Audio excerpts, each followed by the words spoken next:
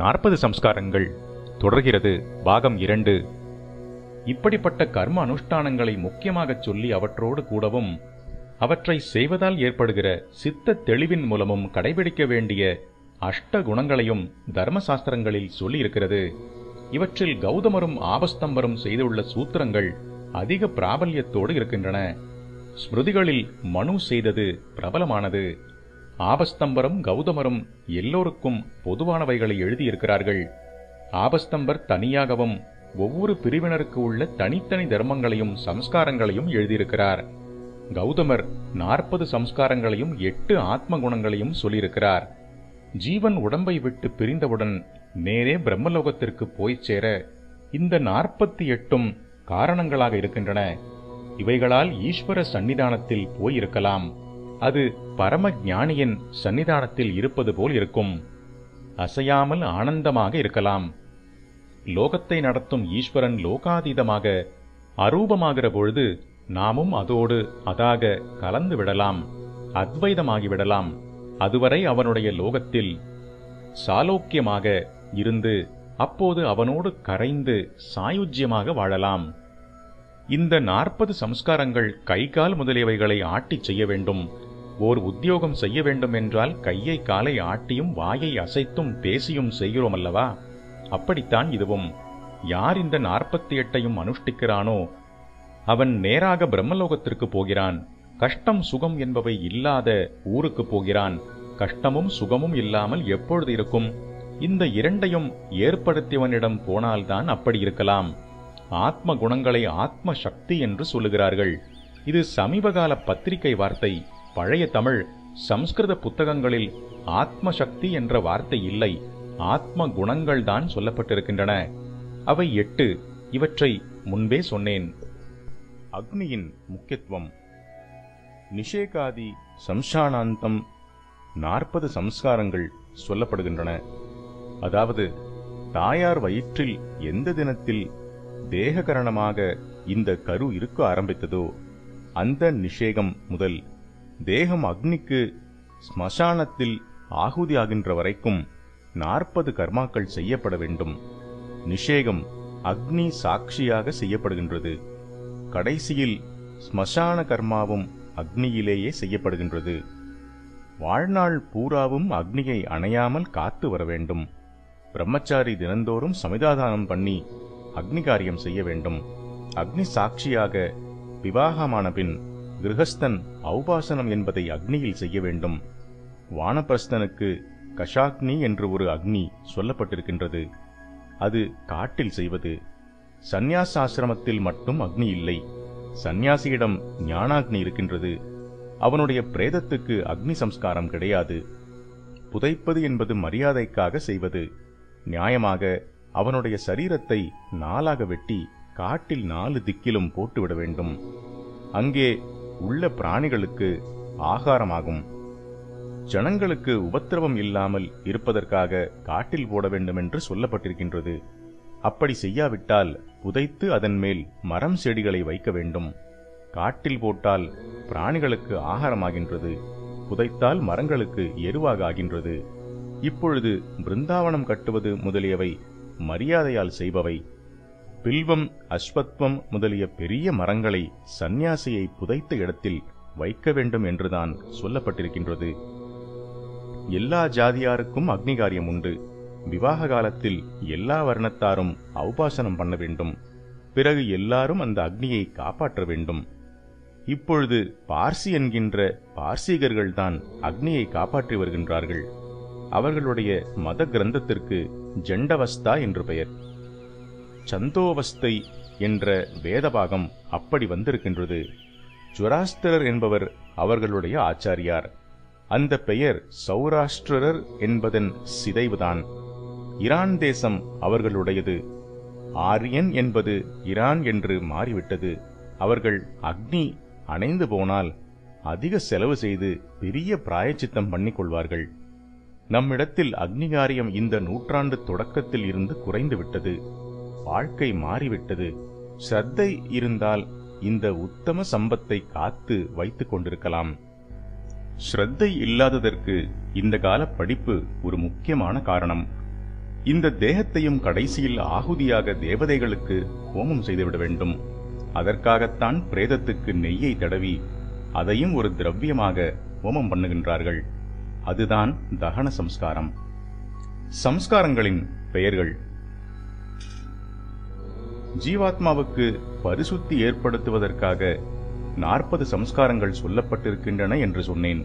அவை கர்ப்பாதானம், பும்சுவனம், சீமந்தம், ஜாதகர்மா, நாமகரணம், அன்னப்பிரசானம், சௌஷம், உபநயனம், குருகுலவாசத்தில் செய்ய வேண்டிய பிரஜாபத்தியம் முதலிய 4 வேதங்கள், அது முடிந்ததும் செய்கின்ற ஸ்நானம், பிறகு விவாகம், அதன் பின் கிரகஸ்தன் செய்ய வேண்டிய 5 நித்திய கர்மாக்களாகிய பஞ்சமகா யஜ்ஞங்கள் ஆக இதுவரை மொத்தம் 19. இதோடு கிரகஸ்தன் செய்ய வேண்டிய பாக யஜ்ஞங்கள் 7, ஹவிர் யஜ்ஞங்கள் 7, சோம யஜ்ஞங்கள் 7 ஆக யஜ்ஞங்கள் 21 சம்ஸ்காரங்களே. 19 21 40 சம்ஸ்காரங்கள். அன்வஷ்டகை, ஸ்தாலீபாகம், பார்வணம், ஸ்ராவணி, ஆக்ரஹாயணி, சைத்ரி, ஸ்வயுஜி என்ற 7 பாக யஜ்ஞங்கள். அக்னியாதானம், அக்னிஹோத்திரம், தர்ப்பபூர்ண மாசம், ஆக்ரயணம், சாதுர்மாஸ்யம், நிரூட பசுபந்தம், சௌத்ராமணி என்ற 7 ஹவிர் யஜ்ஞங்கள். அக்னிஷ்டோமம், அத்யக்னிஷ்டோமம், உத்யம், ஷோடசி, வாஜபேயம், அதிராத்திரம், அப்தோர்யாமம் என்னும் 7 சோம யஜ்ஞங்கள். 40 சம்ஸ்காரங்களில் தினந்தோறும் பண்ண வேண்டிய சில இருக்கின்றன. சில காலங்களில் பண்ண வேண்டியவை சில, ஆயுளில் ஒரு தரம் பண்ண வேண்டியவை சில. இவைகளுக்குள் ஒவ்வொரு கிரகஸ்தனும் நன்றாக தெரிந்து கொண்டு தினமும் செய்ய வேண்டிய முக்கியமான சம்ஸ்காரங்கள் பஞ்சமகா யஜ்ஞங்கள் என்ற 5. மந்திரமில்லாமல் வெறுமே செய்யும் காரியத்தை விட மந்திரத்தை சொல்லி செய்வதே அதிக நன்மை தரவல்லது. இப்படி மந்திரபூர்வமாக காரியம் பண்ணுவதே சம்ஸ்காரமாகின்றது. கிரகஸ்தன் தினந்தோறும் செய்ய வேண்டிய பஞ்சமகா யஜ்ஞத்தில் சோஷியல் சர்வீஸ், சமூக சேவை என்பது மந்திரபூர்வ சம்ஸ்காரமாகின்றது. பஞ்சமகா யஜ்ஞங்கள் பிரம்ம யஜ்ஞம், தேவயஜ்ஞம், பித்ரு யஜ்ஞம், மனுஷ்ய யஜ்ஞம், பூத யஜ்ஞம் என்பவை. வேதம் ஓதுவது என்ற அத்தியனமே பிரம்ம யஜ்ஞம், யாகமும் பூஜையும் தேவயஜ்ஞம், தர்ப்பணம் பித்ரு யஜ்ஞம், விருந்தோம்பல் மனுஷ்ய யஜ்ஞம், ஜீவ ஜந்துக்களுக்கெல்லாம் பலி போடுவது பூத யஜ்ஞம். இவை போலவே ஔபாசனம், அக்னிஹோத்திரம் 2 தினசரி செய்ய வேண்டியது. ஔபாசனம் என்பது 40 சம்ஸ்காரத்தில் உள்ள 7 பாக யஜ்ஞங்களில் சேராத ஒரு பாக யஜ்ஞம். அக்னிஹோத்திரம் என்பது 7 ஹவிர் யஜ்ஞங்களில் ஒன்று. தர்சபூர்ண மாசம் என்ற இன்னொரு ஹவிர் யஜ்ஞம் 15 நாளுக்கு ஒரு முறை செய்வது. மற்ற 5 ஹவிர் யஜ்ஞங்களையும் 7 சோம யஜ்ஞங்களையும் வருஷத்துக்கு ஒரு முறையோ அல்லது ஆயுசில் ஒரே ஒரு தடவையாவது செய்ய வேண்டும். கஷ்டமான சோம யாகங்களை ஜன்மாவில் ஒரு முறை பண்ணினால் போதும் என்று கருணையோடு வைத்திருக்கின்றார்கள். மாசந்தோறும் பண்ண வேண்டிய பார்வணி ஸ்ராத்தமும் பிரதமைகளில் செய்யும் ஸ்தாலீபாகமும் தவிர மற்ற 5 பாக யஜ்ஞங்களும் வருஷத்துக்கு ஒரு முறைதான். இதையே வேறு விதமாக வகுத்துச் சொன்னால் பஞ்சமகா யஜ்ஞம் என்ற 5 அக்னிஹோத்திரமும் ஔபாசனமும் ஆக 7 தினசரி செய்வது. தர்ஷபூர்ண மாசம் பக்ஷம் ஒரு முறை, ஸ்தாலீபாகமும் பக்ஷம் ஒரு முறை, பார்வணி மாசாந்தரம். 40 உள்ள மற்ற யஜ்ஞங்கள் சம்பத்சரத்துக்கு, அதாவது ஆண்டுக்கு ஒரு தரமோ ஜன்மத்தில் ஒரு முறையோ பண்ண வேண்டியவை. ஒரு போகம் விளையும் நிலங்களில் அறுப்பு அறுக்கின்றது வருஷத்துக்கு ஒரு தரம். முப்போகம் விளைந்தால் 4 மாசத்துக்கு ஒரு அறுப்பு. சில பயிருக்கு ஜலம் தினந்தோறும் பாய்ச்ச வேண்டும், சிலவற்றுக்கு ஒன்று விட்டு ஒரு நாள் பாய்ச்ச வேண்டும். இவைகள் எல்லாமே சம்ஸ்காரங்கள்தான். ஆனாலும் இவைகளுக்குள் வித்தியாசம் இருக்கின்றன. அவைகளைப் போன்றவைதான் மனுஷனுக்கான சம்ஸ்காரங்களும். பெற்றோர் செய்யும் சம்ஸ்காரங்கள். கர்ப்பாதானம் முதற்கொண்டு சம்ஸ்காரங்கள் சொல்லப்பட்டிருக்கின்றன. தாயார் வயிற்றில் தேகம் ஏற்படுகின்ற க்ஷணம் முதல் சம்ஸ்காரங்கள் ஆரம்பிக்கின்றன. சரீர பிண்டமானது மந்திரபூர்வமாக உற்பத்தியாக வேண்டும். கர்ப்பாதானம், பூம்சவனம், சீமந்தம் என்பவை தாயார் தேகத்துக்கு ஏற்பட்ட சம்ஸ்காரங்கள் என்று நினைக்கின்றார்கள். அது தப்பு. அவை உள்ளே உண்டாகின்ற ஜீவனை குறித்தவை. அந்த ஜீவனுடைய பரிசுத்திக்காக ஏற்பட்டவை. கர்ப்பத்தில் உள்ள வேறொரு ஜீவனை உத்தேசித்து பண்ணப்படுபவையாதலால் அந்த சம்ஸ்காரங்களின் விஷயத்தில் பெரியவர்களுக்கு பொறுப்பு அதிகம். தங்களுக்காக என்றால் வேண்டாம் என்று எண்ணலாம். வேறொரு ஜீவனுக்காக இருப்பதால் இவர்கள் அதை அனாதரவு பண்ணி தடுப்பது பெரிய பாபமாகின்றது. இக்காலத்தில் சாந்தி கல்யாணம், சீமந்தம் முதலியவை ஃபேஷனாக இல்லை என்று அநேகர் விட்டு வருவது பெரிய பாபமாகும். ஸ்திரீ புருஷ உறவிலே நிஜமாக வெட்கப்பட வேண்டிய விஷயங்களில் லஜ்ஜை இல்லாமல் வெள்ளைக்கார ஃபேஷனில் விவஸ்தை கெட்டு நடந்து கொண்டே இதை பரிசுத்தி பண்ணி நல்லதாக ஒரு புது ஜீவனை உண்டாக்குவதற்கு ஏற்பட்ட வைதிக கர்மாக்களை லஜ்ஜைக்கு உரியவை என்று விட்டுவிடுவது கிரமமே இல்லை. தேகம் வெளியில் வருவதற்கு முன்பு பண்ணப்படுபவை கர்ப்பாதானம், பூம்சுவனம், சீமந்தம் என்னும் 3 சம்ஸ்காரங்களும். மந்திரபூர்வமாகத்தான் ஸ்திரீ புருஷ சங்கம் ஏற்பட வேண்டும். மிருகப்பிராயமான வேகமாக இல்லாமல் இதையும் ஒரு சம்ஸ்காரமாக மந்திரத்தின் மூலம் உயர்த்தி கருவாக உண்டாக்கக்கூடிய ஜீவனுக்கும் அதனால் க்ஷேமத்தை ஏற்படுத்த வேண்டும். இந்த உயர்ந்த தத்துவத்தை விட்டுவிட்டு இதனால் நாம் ஏதோ ஒரு அநாகரிகமான சடங்கை விட்டுவிட்டோம் என்று பெருமைப்பட்டுக் கொள்வது பைத்தியக்காரத்தனம். லஜ்ஜை இருந்தால் சாந்தி கல்யாணத்துக்கு ஊர் கூட்ட வேண்டாம். ஆனால் அகத்துக்கு மட்டோடாவது அவசியம். இந்த கர்மா பண்ணத்தான் வேண்டும். நித்திய உபாசனம், 4 நாள் கல்யாணம் என்பவையெல்லாம் போய் கல்யாணத்துக்கு மறுநாள் சேஷஹோமம் கூட இல்லாமல் கல்யாணம் நடக்கும் அன்றே ஒருவிதமான மந்திரபூர்வ சம்ஸ்காரமும் இல்லாமல் இப்போது இந்த ஸ்திரீ புருஷ சங்கத்தை செய்து வருவது ரொம்பவும் துராச்சாரம், ரொம்பவும் பாபமும் ஆகும். மிருகப்பிராயமாக பண்ணுவதால் சந்ததியும் அப்படியே மிருகம் மாதிரியே அமைகின்றது. பூம்சுவனம் கர்ப்பத்தின் 3வது மாதம் செய்ய வேண்டும். 6 அல்லது 8வது மாதத்தில் சீமந்தம் பண்ண வேண்டும். இப்போது 2ஐயும் சேர்த்து ஏதோ பண்ணுகின்றார்கள். குழந்தை பிறந்தவுடன் ஜாதகர்மா என்ற சம்ஸ்காரம் செய்ய வேண்டும். தானங்கள் கொடுக்க வேண்டும். 11வது நாள் நாமகரணம். பேர் வைப்பது கூட ஜீவனை பரிசுத்தி பண்ணுகின்ற சம்ஸ்காரமாகத்தான் சாஸ்திரங்களில் சொல்லப்பட்டிருக்கின்றது. இன்ன நட்சத்திரத்தில் பிறந்தால் இன்ன மாதிரி பெயர் வைக்க வேண்டும் என்று இருக்கின்றது. பகவன் நாமாக்களாக பேர் வைக்க வேண்டும். அந்த பேரை சொல்லி கூப்பிடுவதே நம்மையும் சுத்தப்படுத்தும் சம்ஸ்காரமாகின்றது. லாங்ஃபெலோ, ஸ்டோன், கல் என்றெல்லாம் கண்ட பெயர்களை வைத்துக் கொள்கின்ற மாதிரி நம் மதத்தில் இல்லை. இப்போது இப்படிப்பட்ட அசட்டு பெயர்கள் எங்கேயும் வந்துவிட்டன. சுவாமி பெயராகவே வைத்தாலும் அதை கண்ணா பின்னா என்று சிதைத்து கூப்பிடும் வழக்கமும் நீண்ட காலமாக இருந்திருக்கின்றது. இதெல்லாம் சுத்த தப்பு. வைதிக சம்ஸ்காரமாக வைத்த பெயர் என்பதற்காக கௌரவத்தை அதற்கு கொடுக்க வேண்டும். குழந்தையின் 6ஆம் மாசம் உணவூட்டுவதற்கான அன்னப்பிராசன சம்ஸ்காரம். கர்ப்பாதானம் முதல் நாமகரணம் வரை குழந்தையை முன்னிட்டு ஆன் பிஹாஃப் ஆஃப் பெற்றோரே பண்ணுவது. அன்னப்பிராசனத்தில் தகப்பன் மந்திரம் சொன்னாலும் குழந்தையே சாப்பிடுகின்றது. தாயார் மருந்து சாப்பிட்டால் பால் குடிக்கின்ற குழந்தைக்கு தேக புஷ்டி ஏற்படுகின்றதோ இல்லையோ, அதை போலவே மாதா பிதாக்களுடைய சித்த விருத்தி எப்படி இருக்கின்றதோ அப்படியே உள்ளே இருக்கும் ஜீவனுக்கும் சாத்விக ஸ்வபாவமோ பாப பிரவೃತ್ತಿயோ உண்டாகும். மனது சாந்தமாக இருந்து ஒரு சமாச்சாரம் எழுதி அதை படித்து பார்த்தால் நன்றாயிருக்கும். கோபமாக இருக்கும் பொழுது எழுதி அப்புறம் பார்த்தால் நன்றாக இருப்பதில்லை. சரீரத்திலும் அப்படியே குணதோஷங்கள் ஏற்படுகின்றன. ஒரு தம்பதி உத்தம குணங்களோடு சங்கமித்தால்தான் நல்ல பிண்டம் ஏற்பட்டு உள்ளே இருக்கும் ஜீவனுக்கும் நல்ல சுபாவம் உண்டாகும். மந்திரபூர்வமாக பண்ணுவது இதற்காகத்தான். இத்தகைய கர்மாக்களை அடியோடு தள்ளாதவர்களும் உரிய காலத்தில் பண்ணாமல் சேர்த்து பண்ணிவிடுகின்றார்கள். இப்படியின்றி அந்தந்த காலத்தில் அந்தந்த மந்திரத்தை சொல்லி அந்தந்த திரவியங்களை கொண்டு அந்தந்த சம்ஸ்காரத்தை செய்ய வேண்டும். அன்னப்பிராசனத்துக்கு அப்புறம் சவுளம், அதாவது சிகை, குடுமி வைக்கின்றது. சத்கர்மாவுக்கு உபயோகமாக இருக்க அது பண்ண வேண்டும். சந்நியாசிக்கு சிகை இல்லை, மொட்டைத்தலையாக இருக்க வேண்டும். சந்நியாசிகள் மந்திரபூர்வமாகத்தான் சிகையை எடுத்துக்கொள்ள வேண்டும். மந்திரபூர்வமாக வைத்துக்கொண்ட சிகையை பரமேஸ்வரனுக்கு முன்பு பண்ணின பிரதிஞ்ஞைக்கு விரோதமாக இஷ்டப்படி எடுத்து விடுவது தப்பு. சிகையை எடுப்பது ஒரு பெரிதா என்று கேட்கலாம். பொய் சொல்லுகின்றது தப்பா அல்லவா? அது எவ்வளவு தப்போ அவ்வளவு தப்பு இதுவும். பரமேஸ்வர பிரீதியாக என்று சங்கல்பம் பண்ணியே சௌள சம்ஸ்காரத்தில் சிகை வைக்கப்படுகின்றது.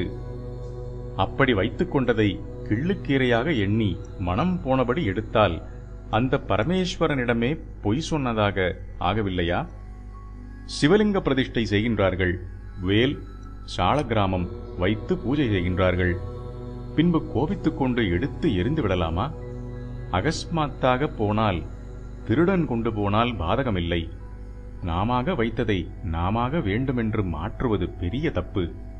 சௌளத்தை மட்டும் சங்கல்பத்தோடு பண்ணிக்கொண்டு அப்புறம் இஷ்டப்படி அதை எடுத்துவிட்டு கிராப் பண்ணிக்கொள்வது தப்பு. போச்சு என்று பேச்சு வழக்கிலே ரொம்ப அலட்சியமான சமாச்சாரமாக சொன்னாலும் வாஸ்தவத்தில் இது பெரிய சமாச்சாரம்தான். வேத அத்தியனம், வைதிக கர்மானுஷ்டானம், தர்மப்படி இல்லறத்தில் இருந்து கொண்டு பண்ணும் தாம்பத்தியம், இவற்றிலேயே சரீரத்துக்கும் சரீரத்தின் நாடி சலனங்கள் மூலம் சித்தத்துக்கும் ஏற்பட வேண்டிய பலத்துக்கு தலையில் பிரம்ம மந்திரத்தில் சிகை என்ற ரக்ஷ இருப்பது பெரிய காப்பாகும். கூரைக்கு ஓடு போடுகின்ற மாதிரி அது. வேத கர்மாவும் தாம்பத்தியமும் நின்று போன சந்நியாச ஆசிரமத்தில்தான் இந்த ரக்ஷை தேவையில்லாமல் போகின்றது. ஆகையால் கிரகஸ்தன் சந்நியாசியாக ஆனால் அன்றி குடுமையை எடுக்கக்கூடாது. தற்காலத்தில் பிரம்மச்சரிய கிரகஸ்தாசிரம காலங்களிலும் வேத சம்பந்தத்துக்கு முழுக்கு போட்டுவிட்டதால் சிகையும் இல்லாமல் இருக்கின்றோம். பாபம் பண்ணி நரகவாசம் பண்ணுகின்ற ஜீவர்களின் பிரீத்திக்காக ஒரு கிரகஸ்தன் ஸ்நானம் செய்யும் போது மந்திரபூர்வமாக சிகோதகம் தர வேண்டும், குடுமியில் இருந்து ஜலத்தை பிழிந்து கொடுக்க வேண்டும் என்று இருக்கின்றது. சிகை இல்லாவிட்டால் இதை எப்படி பண்ணுவது? சௌளத்துக்கு அப்புறம் வருவது உபநயனம், பிரம்மோபதேசம், பூணூல் கல்யாணம் என்பதெல்லாம் இதுவே. உபநயனம் முதல் பண்ணப்படும் சம்ஸ்காரங்கள் ஒரு ஜீவனுக்கு அறிவு வந்த பின்பு ஏற்படுபவை. குழந்தையாக இருந்த ஜீவன் அறிவுடன் மந்திரம் சொல்லி பண்ணத் தொடங்கும் முதல் சம்ஸ்காரம் உபநயனமே. மாதா பிதாக்களிடத்தில் ஏதாவது பாப தோஷங்கள் இருந்திருந்தால் அவை அவர்களிடத்தில் உண்டாகின்ற ஜீவனையும் பாதிக்கும். அதற்காக ஒரு ஜீவன் எந்த மாதாவுடைய கர்ப்பத்தில் வாசம் பண்ணுகின்றதோ, எந்த பிதாவால் உண்டாகின்றதோ, அவர்களுடைய தோஷங்கள் அந்த ஜீவனுக்கு ஏற்படாமல் இருப்பதற்காக சம்ஸ்காரங்கள் செய்ய வேண்டும். மாதா பிதாக்களிடம் துர்க்குணங்கள் உண்டு. அவை அவர்களால் ஏற்படும் ஜீவன்களுக்கு உண்டாகாமல் இருக்க சம்ஸ்காரங்கள் செய்ய வேண்டும். அந்த தோஷங்கள் கர்ப்ப சம்பந்தமான, கார்பிகம் எனப்படும் பீஜ சம்பந்தமான, பைஜிகம் என்றும் 2 வகைப்படும். கார்பிகம் தாயால் உண்டாவது, பைஜிகம் தந்தையால் உண்டாவது. இந்த தோஷங்களின் நிவாரணத்திற்காக உபநயனம் வரையில் உள்ள சம்ஸ்காரங்கள் ஏற்பட்டிருக்கின்றன. அவைகளை செய்ய வேண்டியவர்கள் மாதாபிதாக்கள். உபநயனம் வரைக்கும் சம்ஸ்காரங்களை தானே செய்து கொள்ள புத்திரனுக்கு தகுதியான வயது வரவில்லை. எந்த சம்ஸ்காரத்தையும் உரிய காலத்தில் பண்ண வேண்டும். அதனால் பாப பரிகாரம் ஏற்படுகின்றது. பூர்வத்தில் வேறொரு காரியம் பண்ணி பாபம் சம்பாதித்து இருக்கின்றோம். அதை நீக்க மனம், வாக்கு, காயங்களால் சம்ஸ்காரம் பண்ண வேண்டும். நாம் பாபம் அந்த 3 கரணங்களாலேயும் பண்ணியிருக்கின்றோம். மனதால் கெட்ட எண்ணம் நினைத்திருக்கின்றோம், வாக்கால் பொய் பேசியிருக்கின்றோம், தேகத்தால் பொய் பண்ணியிருக்கின்றோம். அதாவது பல தினுசாக பாசாங்கு பண்ணிக்கொள்கின்றோம். மன, வாக்கு, காயங்களால் பண்ணிய பாவங்களை அவைகளாலேயே சத்காரியங்களை பண்ணி போக்கிக் கொள்ள வேண்டும். மனத்தினால் பரமேஸ்வர தியானம் பண்ண வேண்டும், வாக்கினால் மந்திரம் சொல்ல வேண்டும், காயத்தால் சத்காரியம் பண்ண வேண்டும். மனோவாக்காயங்களால் தானாக ஒரு சம்ஸ்காரத்தை பண்ணும் பக்குவம் ஜீவனுக்கு உபநயனத்தில் இருந்து ஏற்படுகின்றது. இதுவரை தகப்பனார்தான் இவனுக்காக மந்திரம் சொல்லி பண்ணினார். இங்கே இன்னொரு விஷயமும் சொல்ல வேண்டும். ஒரு ஜீவனை டைரக்டாக உத்தேசித்தே அதன் பிதா பண்ணும் கர்ப்பாதானம் முதற்கொண்டு சௌளம் வரையிலான கர்மாக்கள் மட்டுமின்றி அந்த பிதாவாகப்பட்டவன் மற்ற எல்லா சம்ஸ்காரங்களையும் பண்ணி நல்ல அனுஷ்டாதாவாக இருப்பதும், இன்டைரக்டாக அவனுடைய புத்திரர்களுக்கு நல்லதை செய்கின்றது. மாதாபிதா பண்ணுவது மக்களை காக்கும் என்ற வார்த்தைப்படி இது மாதிரி நடக்கின்றது. வைதிக பிராமண சந்ததிக்கு சமீப காலம் வரையில் புத்தி பிரகாசம் அதிகம் இருந்து வந்ததற்கு ஒரு முக்கிய காரணம் முன்னோர்கள் பண்ணிய சம்ஸ்காரங்களின் சக்திதான். முன்பு இருந்தவர்கள் செய்தது 2 அல்லது 3 தலைமுறைக்கு அஸ்திவாரமாக இருக்கின்றது. அந்த எல்லை தாண்டி போனால் அப்புறம் கஷ்டம்தான். இந்த சந்ததியில் பிறந்த குழந்தைகளே லௌகிகத்தில் பிரவேசித்த பின் அதிகமாக கீழே போய்விட்டார்கள். ரொம்பவும் கெட்டுப் போனார்கள். மடை அடைத்து வைத்ததை திறந்துவிட்டால் வெகு வேகமாக ஜலம் போகின்ற மாதிரி இவர்கள்தாம் கடுமையாக லௌகிகத்தில் இறங்கிவிட்டார்கள். நம்முடைய பெற்றோர்கள் சம்ஸ்காரங்கள் பண்ணவில்லை, அதனால் நமக்கு நன்மை உண்டாகவில்லை என்ற குறை நமக்கு இருக்கலாம். அதைப்போல நம்முடைய குழந்தைகள் குறை கூறாமல் நாம் நல்ல சம்ஸ்காரங்களை பண்ண வேண்டும், அவர்களுக்கும் பண்ணி வைக்க வேண்டும். சிலருக்கு ஏன் இல்லை? ஜாதகர்மா, நாமகர்மா, அன்னப்பிராச்சனம், சௌளம் முதலியன எல்லா ஜாதியாருக்கும் பொதுவானவை. உபநயனம் என்பது பிராமணர், சத்திரியர், வைஷ்யருக்கே உரியது. மற்றவர்களுக்கு அது வேண்டியதில்லை என்று வைத்திருக்கின்றது. இப்படி சொன்னவுடன் பாரபட்சம், வித்தியாசம், பார்ஷியாலிட்டி என்று சண்டைக்கு கிளம்பக்கூடாது. லோகத்துக்கு உபகாரமாக சரீரத்தால் தொண்டு செய்வதை வாழ்க்கை தொழிலாக கொண்ட 4ஆம் வர்ணத்தவர்களுக்கு அந்தந்த தொழிலாலேயே சித்த சுத்தி ஏற்படுகின்றது. அவர்கள் வித்யாபியாச காலத்தில் இருந்து தங்களுக்கு ஏற்பட்ட தொழிலை அப்பன் பாட்டனிடமிருந்து கற்றுக்கொண்டால்தான் அதில் செய்நேர்த்தி உண்டாகும். அவர்களுக்கு 12 வருஷ வேதாத்தியனமும் குருகுலவாசமும் வேண்டியதில்லை. இதை செய்யப்போனால் அவர்கள் செய்ய வேண்டிய தொழில் அல்லவா கெட்டுப்போகும். உபநயனம் என்பது குருகுலவாசத்துக்கு முதல் படிதான். உபநயனம் என்றாலே குருவுக்கு கிட்டே கொண்டு போய் விடுவது என்றுதான் அர்த்தம். புத்தி சம்பந்தமான வேத வித்யை அபியசிக்கும் போது அகங்காரம் வந்துவிடாமல் இருக்க வேண்டும் என்பதாலேயே சுவாதீனமாக பழகுகின்ற தகப்பனாரை விட்டு கண்டிப்பிலே ஒழுங்குக்கு கொண்டு வருகின்ற குருவினிடம் கொண்டு போய் சேர்த்துவிடச் சொல்லியிருக்கின்றது. சரீர உழைப்பாக ஒரு தொழிலை கற்றுக்கொள்கின்ற போது அதிலே புத்தி திமிர், அகங்காரம் வராது. தகப்பனாரிடமிருந்தே கற்றுக்கொள்ளலாம்.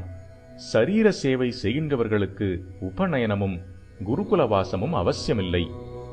வம்சாவளியாக வீட்டிலேயே கற்றுக்கொள்வதை விட அதிகமாக சில நுணுக்கங்கள் தெரிய வேண்டுமானால் அதை பிராமணனிடம் கேட்டு தெரிந்து கொள்ள வேண்டும். வீட்டில் கற்றுக்கொள்வதற்கு முடியாமல் போகின்றவர்களுக்கும் இப்படி செய்யலாம். பிராமணன் களவும் கற்றுமர என்பது போல எல்லா தொழிலையும் தெரிந்து கொண்டு பிறருக்கு மட்டுமே அவற்றை சொல்லிக் கொடுத்துவிட்டு, அதாவது அவற்றை தானே ஜீவன உபயோகமாக கொள்ளாமல் மற்றவர்களுக்கு சிக்ஷை பண்ணுவித்து தன்னளவில் அத்தியனம், யஜ்யம் முதலான வைதிக காரியங்களை மட்டும் பண்ணி வர வேண்டும். தொழில், மனோபாவம் இவற்றுக்கு அனுகூலமாகவே சம்ஸ்காரங்கள் இருக்கின்றன. அதனால் சிலருக்கு சில சம்ஸ்காரம் இல்லாததால் மட்டம் தட்டுகின்றார்கள் என்றெல்லாம் நினைப்பது தப்பு. என்னை கேட்டால் வேடிக்கையாக எவனுக்கு ஜாஸ்தி சம்ஸ்காரம் சொல்லியிருக்கின்றதோ அவனைத்தான் மட்டமாக நினைத்திருக்கின்றார்கள் என்று கூட சொல்வேன். இத்தனை நிறைய சம்ஸ்காரம் பண்ணினால்தான் இவன் சுத்தமாவான், மற்றவனுக்கு இவ்வளவு இல்லாமலே சுத்தமாவான் என்று நினைத்து அதிகப்படி சம்ஸ்காரங்களை வைத்ததாக சொல்லலாம் அல்லவா? ஜாஸ்தி மருந்து சாப்பிட வேண்டியவனுக்குத்தானே அதிக வியாதி இருப்பதாக அர்த்தம். ரிஷிகளை விட பாரபட்சம் இல்லாதவர்கள் எவரும் இல்லை. அவர்கள் நம்மாதிரி வாய்ச்சவடாலுக்காக சமத்துவம் பேசுகின்றவர்கள் அல்ல. வாஸ்தவமாகவே எல்லாரையும் ஈஸ்வரனாக பார்த்த நிஜமான சமத்துவக்காரர்கள் அவர்கள்தான். லோகத்தில் பல தினுசான காரியங்கள் நடக்க வேண்டியிருப்பதால் அதற்கேற்றபடியும் இந்த காரியங்களுக்கு ஏற்றவாறு மனோபாவங்கள் இருப்பதால் அவற்றை அனுசரித்தும்